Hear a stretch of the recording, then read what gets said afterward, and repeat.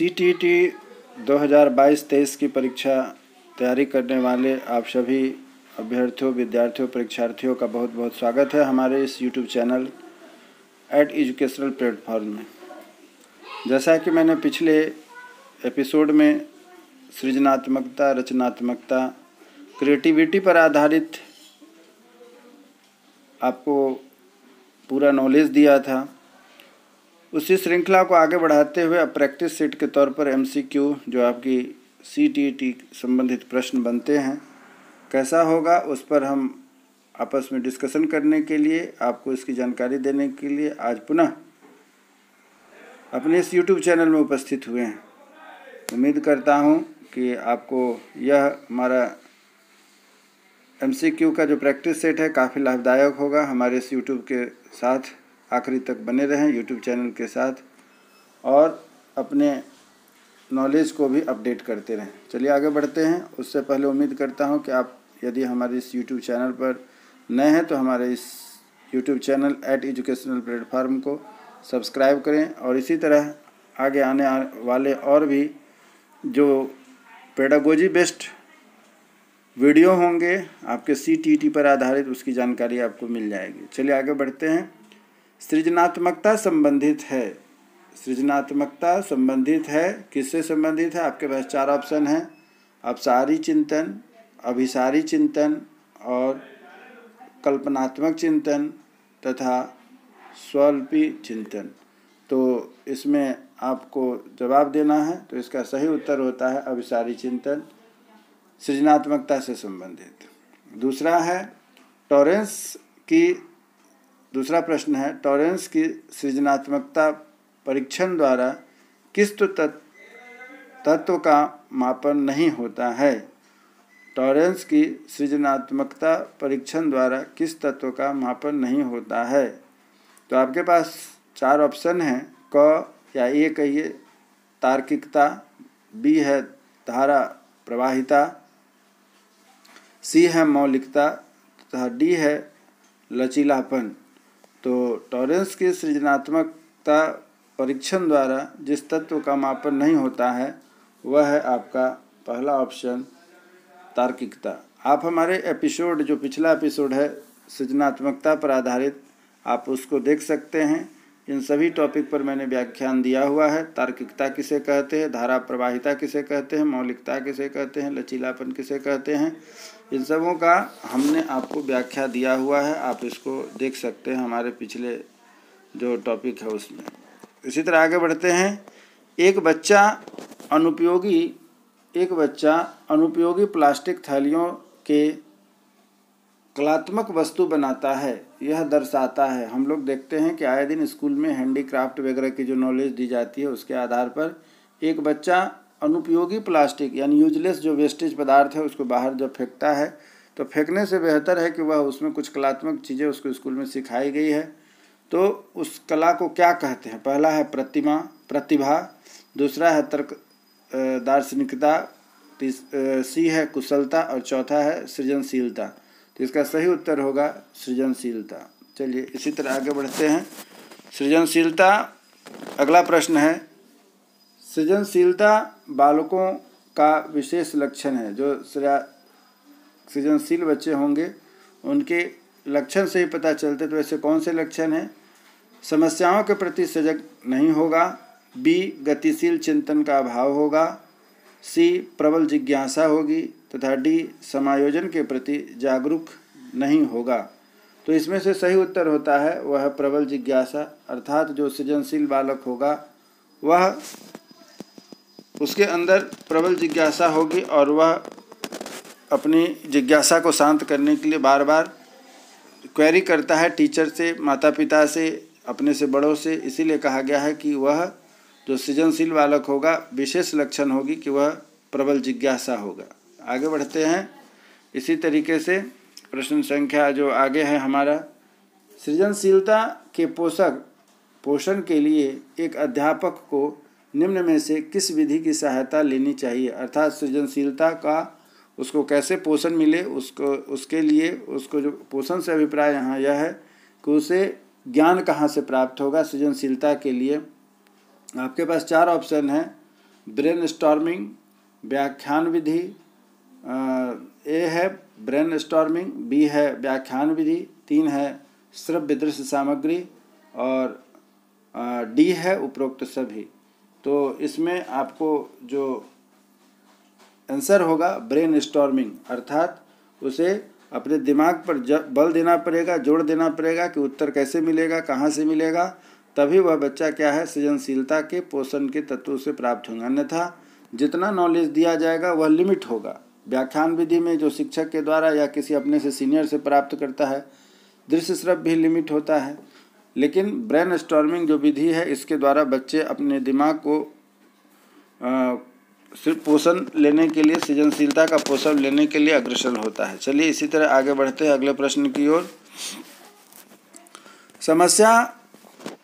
समस्या के अर्थ को जानने की योग्यता वातावरण के दोषों, कमियों एवं रिक्तियों के प्रति सजगता विशेषता है। कहने का मतलब जो हमारे सामने समस्या आती है जिसके बाद हम सृजनशील बनते हैं, तो उससे क्या होता है, जानने की योग्यता वातावरण के दोषों, कमियों एवं रिक्तियों के प्रति सजगता विशेषता है। तो इसका सही उत्तर आपको मैं ऑप्शन के तौर पर दे रहा हूँ। सही उत्तर क्या होगा?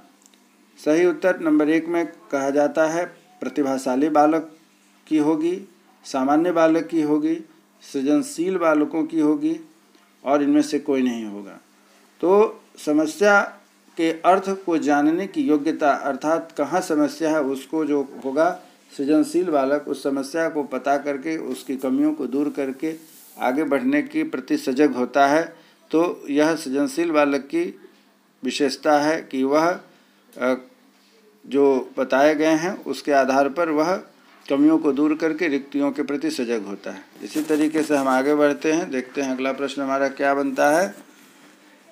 अगला प्रश्न है सृजनशीलता के पोषण हेतु एक अध्यापक को अपने विद्यार्थियों को रखना चाहिए। यह हम शिक्षक बनने जा रहे हैं, तो वैसी स्थिति हमारे लिए बहुत ही महत्वपूर्ण है कि हम क्या करते हैं एक अध्यापक होकर। तो सृजनशीलता के पोषण हेतु एक अध्यापक को अपने विद्यार्थियों को रखना चाहिए। किस बात पर ध्यान रखना चाहिए?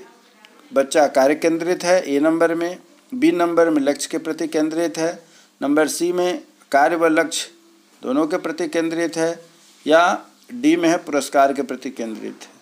तो सृजनशील बालक जो होता है उसे जब पोषण की बात होती है तो वैसी स्थिति में एक अध्यापक को अपने विद्यार्थियों को क्या रखना चाहिए? वह है कि कार्य के प्रति कितना केंद्रित है, इस बात पर हमें ध्यान देना चाहिए। आगे बढ़ते हैं। सृजनशीलता की विशेषता के बारे में प्रश्न है। सृजनशीलता की क्या विशेषता होती है? तो हम लोगों ने मैंने अपने पिछले एपिसोड में आपको इसकी विशेष जानकारी दी थी। सृजनशील बालक या सृजनशीलता की क्या विशेषता होती है? तो वह ए है लचीलापन, बी है मौलिकता, नंबर सी है प्रवाहशीलता, नंबर डी है उपरोक्त सभी। तो सृजनशीलता की जो विशेषता है वह उपरोक्त सभी होगा, क्योंकि बच्चों में लचीलापन भी होना चाहिए, मौलिकता भी होनी चाहिए और प्रवाहशीलता भी होनी चाहिए, तभी वह बालक, वह शिशु, वह क्या होगा? सृजनात्मक होगा, सृजनशील होगा। चलिए आगे बढ़ते हैं। इसी प्रकार क्या है अगला प्रश्न? वह चिंतन प्रक्रिया जो नवीन मौलिक तथा उपयोगी विचार के उत्पन्न होने में लिप्त हो क्या कहलाती है? क्या है? वह चिंतन प्रक्रिया जो नवीन मौलिक तथा उपयोगी विचारों को, अर्थात जो नवीन और मौलिक उपयोगी विचार उत्पन्न होने में निम्नलिखित में से कौन से गुण उस बालक में होने चाहिए? नंबर 1 सृजनात्मकता, नंबर बी बुद्धि, नंबर सी नवाचार, नंबर डी समस्या समाधान।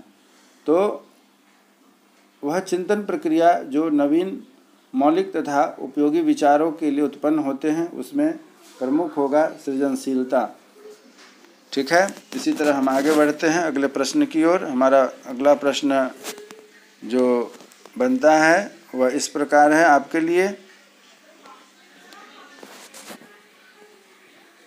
क्योंकि समस्या के भावी परिणाम को विश्लेषण करने के लिए उत्साहित करके उन पर सृजनशीलता से संबंधित प्रभाव पड़ता है। एक सृजनशील बालक के ऊपर क्या कहा जा रहा है, समस्या के भावी परिणामों का विश्लेषण करने के लिए उत्साहित करके उन पर सृजनशीलता से संबंधित प्रभाव पड़ता है। किस बात का प्रभाव पड़ता है, तो हम देखते हैं यहाँ पहला है ए, उनकी कल्पना शक्ति विकसित होगी। नंबर बी, उनकी निर्णय लेने की क्षमता विकसित होगी। नंबर सी, अपने जीवन में आगे कोई उन्नति करने के लिए दुखी होंगे। नंबर डी है कि अपने स्वयं के सृजनशीलता से संबंधित अपने विचार प्रकट करने से उनके लिए सहायक होगा। बिल्कुल सही बात है। यदि हम सृजनशीलता करते हैं, सृजनात्मक कार्य करते हैं, रचनात्मक कार्य करते हैं, तो उससे क्या होता है, हमें खुद के लिए आगे वह सहायक होता है। अर्थात अपने स्वयं में सृजनशीलता से संबंधित अपने विचार व्यक्त करने से उनके लिए सहायक होगा। इसी तरह आगे बढ़ते हैं। हमारा अगला प्रश्न यह है कि बच्चों में सृजनशीलता का मापन करने के लिए निम्नलिखित में से कौन सा एक परीक्षण नहीं होता है। अर्थात हमें बच्चों में सृजनशीलता के मापन के लिए जो कौन कौन सी परीक्षण होती है, इसकी जानकारी यदि हो जाती है तो हम कौन सा नहीं होगा उसका पता चल जाएगा। तो हमारे पास 4 ऑप्शन है। नंबर 1 में आप देख रहे हैं कि किसी अधूरी आकृति या चित्र पर एक कहानी लिखना या पूरी करना। नंबर बी है कि पहाड़ा लिखना। नंबर सी है कि वस्तुओं को एक नए क्रम में व्यवस्थित करना। और नंबर डी है कि किसी वृत्त की दी हुई सीमाओं के अंतर्गत आकृति को पूरा करना। तो बच्चों को क्रियाशील यदि हमें बनाना है तो कौन से गुण उसके अंतर्गत नहीं होने चाहिए, तो वस्तुओं को एक क्रम में व्यवस्थित करना, यह गुण उसके अंदर नहीं होना चाहिए, नहीं तो उसकी जो प्रतिभा है वह उसको जांच नहीं हो सकेगी। तो इस प्रकार से इसका सी उत्तर होता है कि वस्तुओं को एक नए क्रम में व्यवस्थित करना उस बच्चे की जांच को पूरा नहीं करता है। मित्रों, विद्यार्थियों, परीक्षार्थियों, मैंने जैसा कि अभी आपके सामने यह क्वेश्चन बैंक रखा है MCQ, जिससे आपको जो मैंने पिछले एपिसोड में क्रियाशीलता, सृजनशीलता, रचनात्मकता, क्रिएटिविटी पर आधारित जो एक्सरसाइज दिया था उसका यह MCQ है। मैं उम्मीद करता हूं कि आप इसका प्रैक्टिस करें, इससे आपको निश्चित रूप से लाभ मिलेगा। आपकी परीक्षा में इससे क्वेश्चन आएंगी, इस पैटर्न की आएंगी, इसलिए आप इसमें ज़रूर ध्यान दें और इसको पूरा करें। तब तक के लिए आपसे बहुत बहुत धन्यवाद। यदि आप हमारे चैनल में नए हैं तो हमारे इस चैनल @एजुकेशनल प्लेटफॉर्म को सब्सक्राइब करें, जिससे कि जैसे ही मैं अगले किसी पेडागोजी का डालूँगा आपको answer, explanation, question answer, MCQ आपको पता चल जाए। तब तक के लिए बहुत बहुत धन्यवाद। तब तक के लिए बहुत बहुत